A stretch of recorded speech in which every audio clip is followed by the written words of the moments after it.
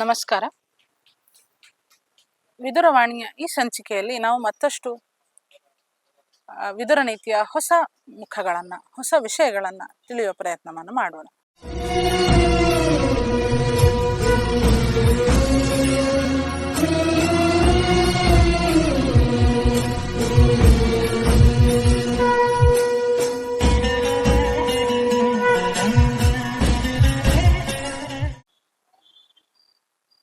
ನಾವು ಯಾವುದೇ ಕೆಲಸ ಮಾಡಬೇಕಾದ್ರೂ ಕೂಡ ಪರಿಶೀಲನೆ ಮಾಡಿ ಅದರ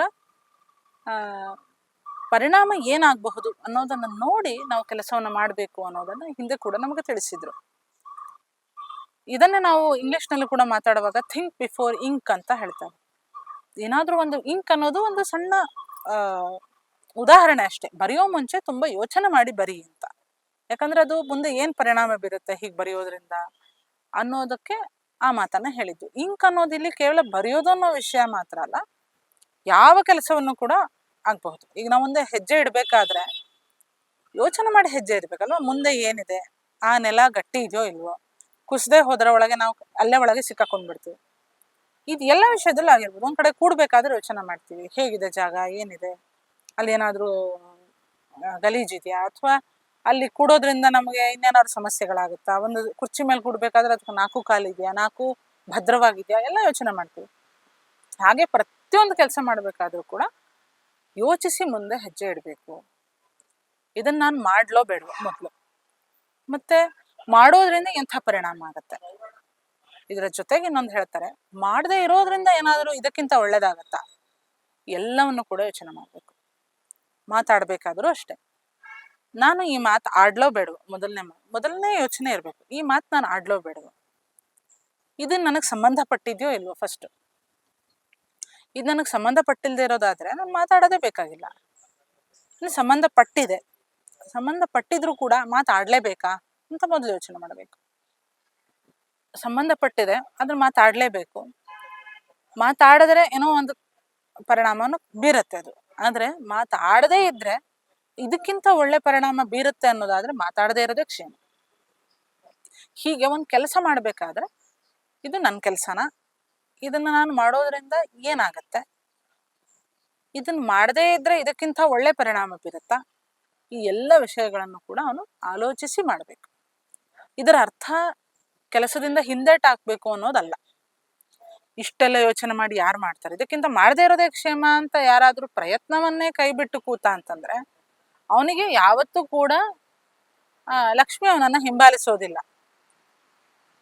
ಯಾರಾದ್ರೂ ಭಗವಂತನೇ ಆಗಿರ್ಬಹುದು, ಪ್ರಯತ್ನ ಮಾಡದೇ ಇರೋಂಥ ವ್ಯಕ್ತಿಯನ್ನ ಭಗವಂತನೂ ಕೂಡ ಅವನು ಕೈ ಹಿಡಿಯಲ್ಲ ಅಂತ ಹೇಳ್ತಾರೆ. ಭಗವಂತನೂ ಕೂಡ ಕೈ ಹಿಡಿಯೋದಿಲ್ಲ ಅಂತ ಹೇಳ್ತಾರೆ. ಅಂದ್ರೆ ನಿನಗೆ ಇಷ್ಟು ದೇಹ ಕೊಟ್ಟಿದೀವಿ, ಶಕ್ತಿ ಕೊಟ್ಟಿದ್ದೀನಿ, ಒಂದ್ ಸ್ವಲ್ಪ ಬುದ್ಧಿಶಕ್ತಿನೂ ಇದೆ ನಿಮ್ಗೆ, ಆಲೋಚಿಸಿ ಕೆಲಸ ಮಾಡ್ಬೇಕು. ಇದರಲ್ಲಿ ಆಲೋಚನೆ ಬೇಡ, ಕೆಲಸನೇ ಬೇಡ, ಸುಲಭ ಅಲ್ವಾ? ಏನಾದ್ರೂ ಒಂದು ಅಡ್ಡ ಪರಿಣಾಮ ಆಗೋದು, ಇನ್ಯಾರಾದ್ರೂ ಏನಾರು ಅನ್ನೋದು. ಅದ್ರ ಬದಲು ಮಾಡದೇ ಇರೋದೇ ಕ್ಷೇಮ ಅಲ್ವಾ ಅಂತ ಕೈ ತೊಳ್ಕೊಂಡು ಕೂತ್ಕೊಂಡ್ಬಿಟ್ರೆ ಅದನ್ನ ನಿನಗೋಸ್ಕರ ಅಂತ ದೇಹ ಕೊಟ್ಟೇನು ಉಪಯೋಗ? ಯಾವುದೋ ಪ್ರಾಣಿ ಪಕ್ಷಿಗಳು ಕೂಡ ಏನೋ ಮಾಡದೆ ಕೂತಿರುತ್ತಲ್ಲ, ಅದಕ್ಕೂ ನಿನಗೂ ಏನು ವ್ಯತ್ಯಾಸ ಆಯ್ತು? ಹಾಗಾಗಿ ನಾವು ಪ್ರಯತ್ನ ಮಾಡಬೇಕು, ಕೆಲಸ ಮಾಡಬೇಕು, ಆದ್ರೆ ಆಲೋಚಿಸಿ ಮುಂದೆ ಹೆಜ್ಜೆ ಇಡಬೇಕು. ಮಗು ಹೀಗೆ ಆಲೋಚಿಸದೆ 1-2 ಸಲ ಹೆಜ್ಜೆ ಇಡತ್ತೆ, ಬೀಳತ್ತೆ, ಅದರಿಂದ ಪರಿಣಾಮವನ್ನು ತಿಳ್ಕೊಳ್ಳುತ್ತೆ, ಮುಂದೆ ತುಂಬಾ ಜಾಗ್ರತೆಯಿಂದ ನಡ್ಕೊಳ್ಳುತ್ತೆ. ಹಾಗೆ ಪ್ರತಿಯೊಂದು ಪ್ರಯತ್ನದಲ್ಲೂ ಕೂಡ ಅದರ ಮುಂದಿನ ಪರಿಣಾಮ ಏನು, ಅದರಿಂದ ಯಾರಿಗಾದ್ರೂ ಏನಾದ್ರೂ ಸಮಸ್ಯೆ ಆಗುತ್ತಾ, ಅದು ಆಗದೆ ಇರೋ ಹಾಗೆ ನಾವು ಹೇಗೆ ಮಾಡ್ಬೋದು, ಎಲ್ಲ ವಿಷಯಗಳನ್ನು ಕೂಡ ಆಲೋಚಿಸಿ ಹೆಜ್ಜೆ ಇಡಬೇಕು. ಇದ್ರ ಜೊತೆಗೆ ಇನ್ನೊಂದು ವಿಷಯವನ್ನ ಹೇಳ್ತಾರೆ, ಸ್ವಲ್ಪ ತಾಳ್ಮೆಯಿಂದ ಕೆಲಸ ಮಾಡಬೇಕು ಅಂತ. ಈಗ ಬಹಳ ಬೇಗ ಬೇಗ ನಿರ್ಧಾರ ಮಾಡ್ಬಿಟ್ವಿ, ಏನ್ ನೋಡ್ದೆ ಅದ್ ಸರಿ ಇದೆ ಅಂತ ಅನ್ನಿಸ್ತು, ಮಾಡ್ಬಿಟ್ಟೆ ಅನ್ನೋಂಥ ದುಡುಕಿನ ನಿರ್ಧಾರಗಳು ಕೂಡ ಕೆಡುಕಿಗೆ ಕಾರಣ ಆಗತ್ತೆ. ಹಾಗಾಗಿ ಸ್ವಲ್ಪ ಆಲೋಚಿಸಿ ತಾಳ್ಮೆಯಿಂದ ಕೆಲಸ ಮಾಡಬೇಕು. ಈ ತಾಳ್ಮೆನೂ ಅಷ್ಟೇ, ಮಿತ ಬುಕ್ ಹಾಗೆ. ಎಷ್ಟಿರ್ಬೇಕು ತಾಳ್ಮೆ? ವಿಪರೀತ ತಾಳ್ಮೆ ಇದೆ. ಈಗ ನಮ್ಗೆ ಸ್ಟೇಷನ್ ನಲ್ಲಿ ಓಡಬೇಡಿ, ಇಲ್ಲಿಂದ ಮುಂದೆ ಈ ಗೆರೆಯಿಂದ ಮುಂದೆ ಹೋಗ್ಬೇಡಿ ಟ್ರೈನ್ ಹೋಗುವಾಗ ಅಂತ ಈ ತರ ಎಲ್ಲ ಬೋರ್ಡ್ಗಳು ಹಾಕಿರ್ತಾರೆ. ವಿಪರೀತವಾಗಿ ನಾವು ಅದರೊಳಗೆ ಕಾಳಜಿ ವಹಿಸ್ತೀವಿ, ತುಂಬಾ ತಾಳ್ಮೆ, ತುಂಬಾ ಶಾಂತ ಸ್ವಭಾವ, ಓಡಲ್ಲ ಅಂತ ಸಿಕ್ಕಾಪಟ್ಟೆ ನಿಧಾನವಾಗಿ ಹೋಗ್ತಾ ಇರೋದಾಗ್ಲಿ, ಅಥವಾ ಆ ಲೈನನ್ನ ಕ್ರಾಸ್ ಮಾಡಬೇಡಿ ಅನ್ನೋದರ ಉದ್ದೇಶ ಮುಂದೆ ಗಾಡಿ ಹೋಗ್ತಾ ಇರತ್ತೆ, ಜಾಗ್ರತೆ ಇರಿ, ಗಾಡಿ ಪಾಸ್ ಆಗುವಾಗ ನೀವು ಅಲ್ಲಿ ಹೋದ್ರೆ ಆ ಗಾಳಿಗೆ ಅದ್ರಲ್ಲಿ ಬಿದ್ದು ಹೋಗ್ತೀರಿ, ಇದೆಲ್ಲ ವಿಷಯಗಳಿರುತ್ತೆ. ಇದೆಲ್ಲ ತಿಳ್ಕೊಳ್ಳದೆ ಗಾಡಿ ಬಂದು ನಿಂತರೂ ಕೂಡ ನಾವು ಆ ಲೈನನ್ನು ಕ್ರಾಸ್ ಮಾಡದೆ ಅಲ್ಲೇ ನಿಂತಿದ್ರೆ ಇದು ಬುದ್ಧಿವಂತನ ಲಕ್ಷಣ ಅಂತೀವ? ನಾವು ಮುಂದೆ ಹೋಗ್ಲಿಕ್ಕೆ ಸಾಧ್ಯನಾ ಗಾಡಿಯನ್ನು ಹತ್ತಿ?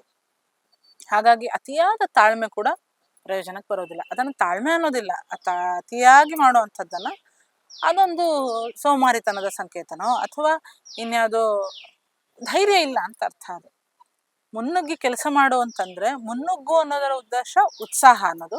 ಆ ಮುನ್ನುಗ್ಗಬೇಕಾದ್ರೆ ಆಲೋಚನೆ ಇರಬೇಕು, ಸರಿಯಾದ ದಾರಿಯ ಬಗ್ಗೆ ಸ್ಪಷ್ಟತೆ ಇರಬೇಕು ಅನ್ನೋದು. ಹೀಗೆ ಒಂದು ಯಾವುದೇ ವ್ಯಕ್ತಿ ಆಗಿರ್ಬೋದು, ದಾರಿಯನ್ನ ನಿರ್ಧಾರ ಮಾಡಿಕೊಂಡು ಅದರ ಪರಿಣಾಮಗಳ ಬಗ್ಗೆ ಎಚ್ಚರ ವಹಿಸಿ ತಾಳ್ಮೆಯಿಂದ ತಾನು ಹೆಜ್ಜೆಯನ್ನಿಟ್ಟ ಅಂತಂದ್ರೆ ಖಂಡಿತ ಅದು ನಮ್ಮನ್ನ ಒಳ್ಳೆ ದಾರಿಯೆಡೆಗೆ ಕರ್ಕೊಂಡು ಹೋಗುತ್ತೆ. ಸಫಲನಾಗ್ತಾನೆ, ಎಲ್ಲ ಪ್ರಯತ್ನದಲ್ಲೂ ಕೂಡ ಅವನು ಸಾಫಲ್ಯವನ್ನು ಹೊಂದುತ್ತಾನೆ. ಇಂಥವನನ್ನೇ ನಮ್ಮಲ್ಲಿ ಬದುಕಿನಲ್ಲಿ ಗೆಲುವು ಅವನಿಗೆ ಸಾಥ್ ಕೊಡೋದು. ಅದು ಬಿಟ್ಟು ಯಾರು ಪ್ರಯತ್ನನೇ ಮಾಡೋದಿಲ್ವೋ ಅವನಿಗೆ ಗೆಲುವು ಯಾವತ್ತೂ ಕೂಡ ಹತ್ತಿರ ಬರೋದೇ ಇಲ್ಲ. ನಾವು ಒಂದು ಹೆಜ್ಜೆ ಮುಂದೆ ಬಂದ್ರೆ ದೇವ್ರು ನಮಗೆ 10 ಹೆಜ್ಜೆ ಮುಂದೆ ಬರ್ತಾನೆ, ಹತ್ತಿರ ಬರ್ತಾನೆ. ಅಂದ್ರೆ ನಮ್ಮ ಒಂದು ಸಣ್ಣ ಪ್ರಯತ್ನ ಗೆಲುವಿಗೆ 100 ಹೆಜ್ಜೆ ಮುಂದೆ ಕರ್ಕೊಂಡು ಹೋಗುವಷ್ಟು ನಮಗೆ ದಾರಿಯನ್ನ ಸುಗಮ ಮಾಡಿ ಕೊಡುತ್ತೆ. ಹಾಗಾಗಿ ಒಳ್ಳೆ ಪ್ರಯತ್ನಶೀಲನಾಗಿರ್ಬೇಕು, ಅಷ್ಟೇ ಆಲೋಚನಾಶೀಲನಾಗಿ ಕೂಡ ಇರಬೇಕು ಅನ್ನೋದನ್ನ ಇವತ್ತು ನಾವು ಕಂಡುಕೊಳ್ಬೇಕು. ನಮಸ್ಕಾರ. ಟಿವಿ ವಿಕ್ರಮ, ದೇಶ ನಿಮ್ಮ ಕೈಯಲ್ಲಿ. ಈ ಕಾರ್ಯಕ್ರಮ ನಿಮಗೆ ಇಷ್ಟ ಆಗಿದ್ದಲ್ಲಿ ಲೈಕ್, ಶೇರ್ ಹಾಗೂ ಕಮೆಂಟ್ ಮಾಡಿ. ಟಿವಿ ವಿಕ್ರಮದ ಕಾರ್ಯಕ್ರಮಗಳನ್ನು ನಿರಂತರವಾಗಿ ವೀಕ್ಷಿಸಲು ಸಬ್ಸ್ಕ್ರೈಬ್ ಮಾಡಿ, ಬೆಲ್ ಐಕನ್ ಒತ್ತಿ.